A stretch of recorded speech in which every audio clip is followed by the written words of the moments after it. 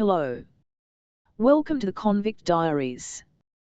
The violent tale of Jack the Rammer, a brief but brutal chapter in Australian bushranger history. The history of bushranging in colonial Australia represents a unique chapter in the nation's development, emerging from the complex social and political circumstances of European settlement. When the first fleet arrived in 1788 on Eara Land, Eara is the name given by the earliest European settlers to a group of Aboriginal people belonging to the clans along the coastal area of what is now known as the Sydney Basin. At Port Jackson, it established not just a penal colony but the foundations of a society that would give rise to the phenomenon of bushranging. The term bushranger itself evolved significantly during the early colonial period. What began in the 1780s as a simple descriptor for escaped convicts hiding in the bush transformed by the 1820s into something more complex: armed outlaws who made the Australian wilderness their domain and robbery their profession. The Sydney Gazette's 1805 mention of suspected bush rangers marks the earliest documented use of the term. However, John Biggs' 1821 description of bushranging as absconding in the woods and living upon plunder helps us understand how the concept was viewed by colonial authorities. Charles Darwin's 1835 characterization of bushrangers as open villains who would sooner be killed than taken alive gives us insight into their reputation for fierce independence. Within this historical framework, William Roberts, better known as Jack the Rammer, emerges as one of the estimated 2,000 bushrangers who roamed colonial Australia. Unfortunately, his story, which is less well documented than others, provides an insight into the bushranger phenomenon during its middle period, between the early convict bolters and the later, more famous figures like Ned Kelly. Roberts's journey from convicted thief in Worcestershire to notorious bushranger in New South Wales illustrates the transformative impact of the transportation system on individuals. His conviction for stealing a pail, resulting in 7 years' transportation, demonstrates the harsh British judicial system that populated the Australian colonies. Arriving on the heroin in 1833, Roberts found himself in a land where the vast bush provided both refuge and opportunities for those willing to step outside the law. William Roberts came from humble beginnings in Dudley, Worcestershire, England, where he worked as a cooper, a skilled tradesman who crafted barrels. His life took a dramatic turn when, in January 1832, he was convicted of stealing a simple bucket. This minimal crime resulted in a sentence of transportation to Australia for 7 years. This harsh sentence for a relatively minor offence exemplifies the severe nature of British criminal justice in the early 19th century. Roberts arrived in Sydney aboard the ship Heroine in September 1833. He left behind a wife, Elizabeth Hustleberry, and 3 children in England. I guess you are interested in finding out how Roberts earned his unusual nickname Jack the Rammer.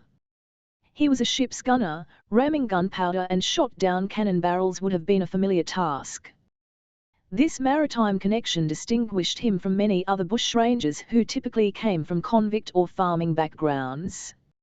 Roberts' transformation from convict to bushranger began at the Ginninderra property, owned by George T. Palmer, near the area that is now known as the Belconnen Town Centre in Canberra. Roberts escaped and was recaptured. He made another escape on September 2, 1834. This time he was successful. He was accompanied by Joseph Keyes, his acquaintance from Goulburn Jail. Later Edward Boyd, another escaped convict from Sherwin's grazing station, joined the pair, forming a trio that would terrorise the Monaro region. Between September and December 1834, the Monaro district of New South Wales experienced a reign of terror under a gang of 3 bushrangers led by William Roberts, known as Jack the Rammer or Billy the Rammer. The gang developed a distinctive modus operandi, typically involved robbing travellers along the colonial roads, but what set him apart was his reported politeness during these encounters. Unlike some of his more violent contemporaries, Roberts was known to maintain a degree of civility in his robberies. This characteristic would later become associated with the gentleman bushranger archetype in Australian folklore. They would typically launch surprise nighttime raids on stations. Their audacity was demonstrated when they targeted Coolringed on the property of senior government official Stuart Reary. Reary, who had served in the British Army as Deputy Assistant Commissary General, a rank equivalent to Lieutenant, on the staff of Commissary General Sir Robert Hugh Kennedy during the Peninsular War, and was said to have been present at the Battle of Waterloo. Reary came to New South Wales in 1825 as the new Deputy Commissary General, a rank equivalent to a Lieutenant Colonel or Major, to work in the Commissariat Department of the colony. He brought his family with him. Reary's first wife Anne, née Stewart, died in 1816, and he married Isabella, née Castles, before leaving Scotland in 1825. He had 6 children, 4 sons and 2 daughters, from his first marriage, and another 3 sons were born in Australia from his second marriage. In mid-December 1834 at Rock Flat the Bushrangers made a variety of fatal decisions. They raided a property at Rock Flat, south of Cooma. A part owner of the property, Joseph Catterall, and his wife, Georgiana, were present at the property. The gang scared Georgiana, who was about 7 months pregnant. They took everything of value and destroyed any weapons they did not want. In an interesting display of pragmatism, they allowed the convict overseer, Charles Fisher Shepherd, to keep his shotgun in exchange for compass lessons, though they took all ammunition except birdshot. The gang's downfall came through a combination of vengeance and pridefulness. They returned to Rock Flat at dawn, possibly seeking revenge against Shepherd for his boastful attitude and his unauthorized whipping of a convict. This decision proved fatal for Roberts, who was killed by Shepherd using the very shotgun they had allowed him to keep. The ensuing violence was brutal. Shepherd was shot multiple times, beaten unconscious, and left for dead, though he eventually recovered after being transported to Goulburn. The aftermath of this violent encounter led to a police pursuit of the remaining gang members. Under Corporal Bugden's leadership and with assistance from convict William Coleman, the mounted police tracked down Boyd and Keyes by the Snowy River in January 1835. Boyd met his end attempting to swim across the river, shot by Trooper George Smith. Keyes was captured 2 days later at Amos Crisp's Jumenbuan property. The legal consequences for the surviving perpetrators were severe. Keyes pleaded guilty to attempted murder and was executed on June 2, 1835. The court case also revealed the broader network supporting the Bushrangers. Thomas Pearson, a convict from Catterall's station, was convicted of aiding and abetting Keyes. While initially sentenced to death, Pearson's sentence was commuted to transportation for life to Norfolk Island.